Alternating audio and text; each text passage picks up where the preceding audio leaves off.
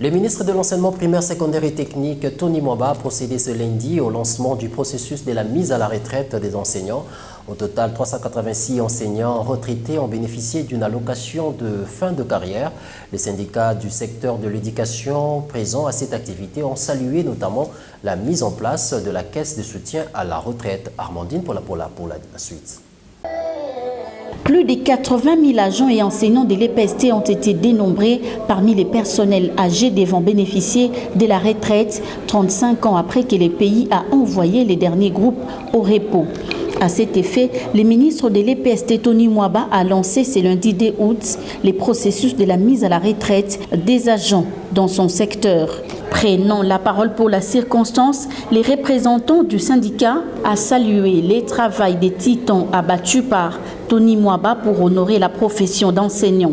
80 ans, plus de 80 ans, 90 ans, plus de 90 ans dans une salle de classe. Faudra-t-il les appeler pépé? Mais les voici aujourd'hui honorés. Excellence, nous vous en remercions sincèrement.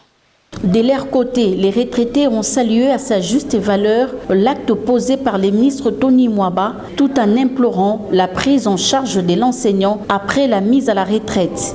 Le 17 juillet 1963, je me suis présenté au Christ-Roi chez les sœurs qui m'ont engagé.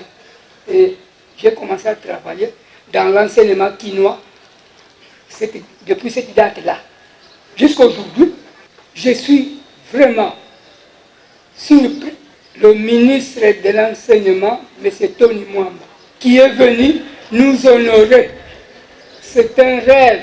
Le ministre de l'EPST a pour la circonstance réaffirmé sa vive volonté d'accompagner la vision du président de la République qui fait de l'éducation son cheval de bataille et priorité des priorités. Le ministère de l'Enseignement primaire, secondaire et technique s'inscrit une fois de plus par cette courageuse initiative dans la vision chère au président de la République et chef de l'État, son Excellence Félix Antoine Tshisekedi Tshilombo, à qui je rends mes hommages les plus déférents, qui accorde une attention soutenue aux problèmes qui gangrènent notre système éducatif et pour qui l'éducation et l'instruction de nos enfants constituent l'une des priorités dans les missions qu'il a assignées au gouvernement de la République.